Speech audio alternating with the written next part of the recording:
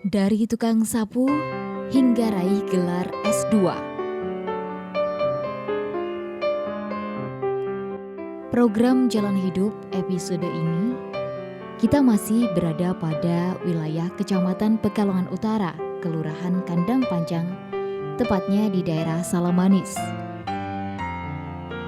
Daerah ini merupakan daerah pesisir utara Kota Pekalongan yang sampai saat ini masih sering tergenang rob.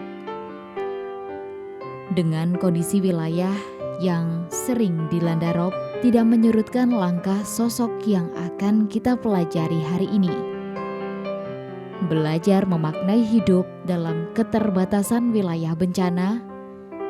Dalam cobaan hidup justru memotivasi bapak satu ini untuk terus menjalani kehidupan, menjalani profesi, membagi waktu, dan terus bersemangat menapaki jalan hidup untuk satu tujuan, kebahagiaan, dan untuk membahagiakan.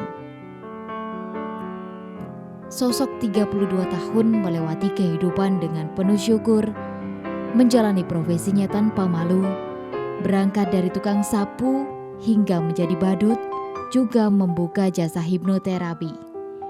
Hingga pada akhirnya dapat menyelesaikan studi S2-nya di tengah keterbatasan dan kondisi wilayah dengan bencana.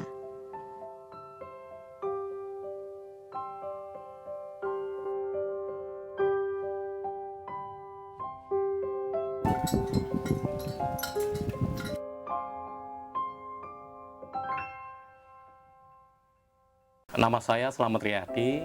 Pekerjaan saya dari mulai pertama kali berprofesi adalah sebagai tukang sapu, kemudian menjadi pengangkut sampah, kemudian membuka lagi bimbingan belajar, kemudian bertambah lagi menjadi badut sulap, kemudian bertambah lagi menjadi hipnoterapi.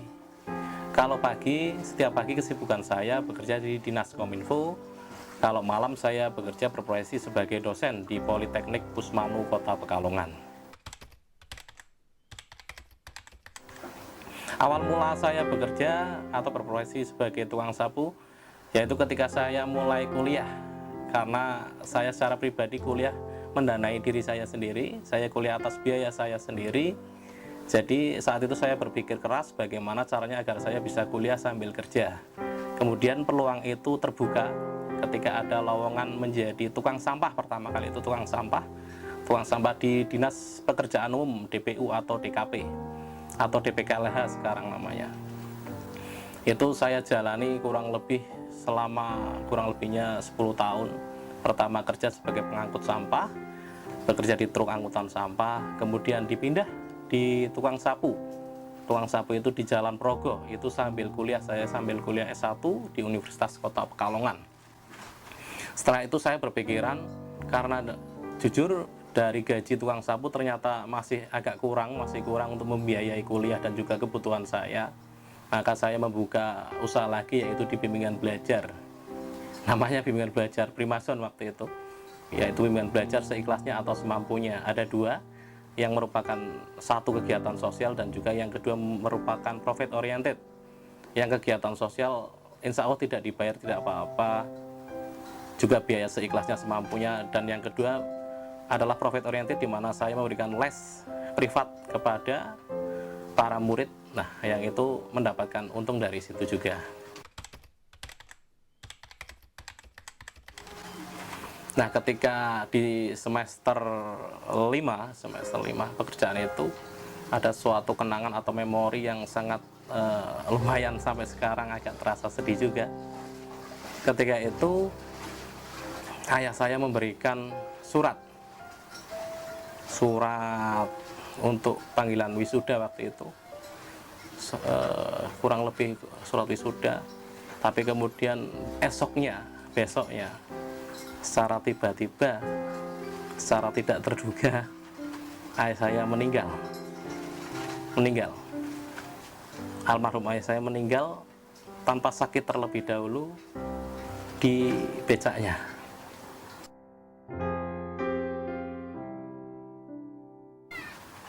Waktu itu hari Minggu 2 Februari 2005. Beliau meninggal secara mendadak di saat beliau ingin mengatakan saya ingin mengikuti wisuda mulai. Beliau sangat ingin melihat saya di wisuda. Tapi apa boleh buat, karena takdir mengatakan lain. Agak sedih juga waktu itu, di mana harus kehilangan sosok seorang figur ayah yang merupakan juga tulang punggung kami. Apa boleh buat, Tuhan berkehendak lain, tapi hidup harus terus berjalan. Tapi semangat tidak boleh pudar atau hilang. Apapun yang menyakitimu, apapun yang melukaimu akan membuatmu semakin kuat. Itu prinsip saya. Dan yang ketiga, usaha saya yang terakhir itu adalah hipnoterapi, hipnosis. Wah, ramai sekali dulu waktu pertama kali membuka usaha ini. Banyak yang membuli, banyak yang mencaci, dikatakan saya adalah penjahat jalanan. Padahal mereka tidak tahu tentang apapun itu, tentang hipnotis atau hipnosis. Ketika pertama kali iklan di Facebook, iklan di media sosial, saya dibully kanan kiri. Ini pelaku gendam, pelaku kejahatan. Bahkan sampai dikata-katai, diumpat segala. Itu sampai panjang sekali komennya itu di grup jual beli, salah satu grup jual beli. Sampai mau, wah, ramai pokoknya. Tapi ketika orangnya yang membuli saya diajak ketemuan, mau saya jelaskan, tidak mau. Nggak tahu kenapa sih.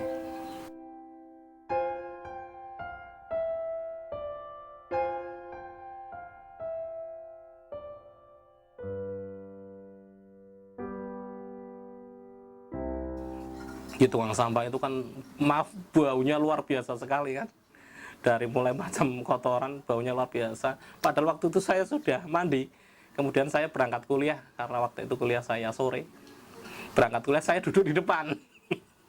Lucunya, maaf ya lucunya, teman-teman di kanan kiri itu langsung minggir, pergi ke belakang menjauh dari saya.